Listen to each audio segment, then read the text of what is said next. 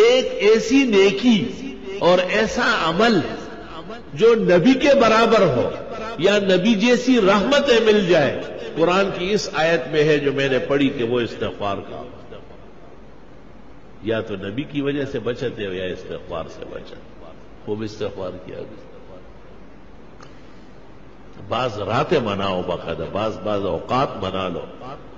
کہ بھئی میں سحری میں اٹھوں گا اور سورج نکلنے تک استغفار کروں،